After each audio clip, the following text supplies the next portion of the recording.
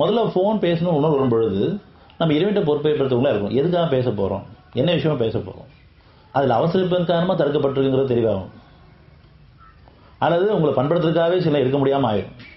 நமக்கும் நடக்குது, மற்றவங்களும் நடக்குது. ஆனால் மாறி மாறி வந்துட்டு இருக்கு சோதனை காலங்கள். சின்ன சின்ன விஷயங்களாக இருந்தாலும் மாறி மாறி வந்துட்டு இருக்கு. ஆனால் பண்படுத்தி பக்குவப்படுத்துறதுக்காக இறைவன் நாள் தான் இறைவன் நாள் அவ்வளோதான்.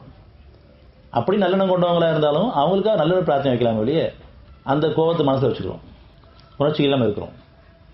முகம் கொடுத்து அடுத்து அவங்க ஃபோன் பண்ணி எடுக்க விட மாட்டோம். அப்படியே எடுத்தாலும் ஏன் ஃபோன் எடுக்கலாம் அந்த பேச்சு தான் முதல் இருக்கும். பேச வந்ததே மறந்துடுவோம். அவ்வளோ ஒரு உணர்ச்சிகள் இருக்குது ஒவ்வொருத்தட்டி.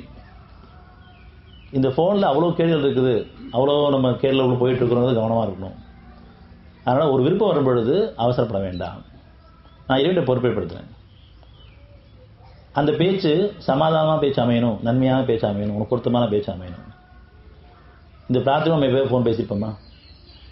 கொஞ்சம் யோசனை பண்ணால் அந்த ஃபோன் பண்ண அவசியம் இருக்காது. அப்படியே பேசினாலும் அது சமாதானமான பேச்சு அமையும்.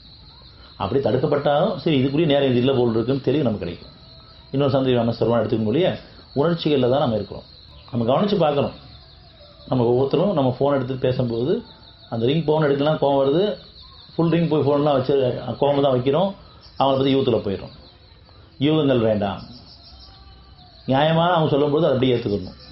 ஆனால் மனசுக்குள்ள என்னவோ இருக்க வச்சு தான் பண்ணுறாங்கன்னு நினச்சிக்கிங்க, அதுவும் சோதனையாக. இப்படி பல எண்ணங்கள் விலை கொள்ளுங்கள். எண்ணங்களில் பாவம் இருக்குது, யூகங்களில் பாவம் இருக்குது, கற்பனைகளில் பாவம் இருக்குது. என்னுடைய வாழ்க்கையை நான் கற்பனை பண்ணுறேன், மற்றவங்களுக்கு யூத்துக்கு போகிறேன், இதனால தான் அதனால சொல்லிட்டு எல்லாமே தப்பாக இருக்குது.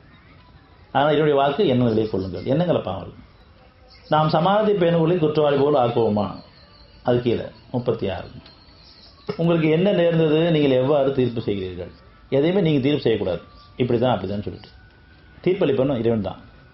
ஆனால் நம்ம யூகத்துக்குள்ளே போய் நம்மளே தீர்ப்பு வச்சுக்கிறோம். ஒருத்தரை பற்றி ஜட்ஜ்மெண்ட் இவங்க இப்படி தான் இப்படி தான் முடிவு பண்ணும்போது நான் இறைவனுக்கு முந்திட்டேன்.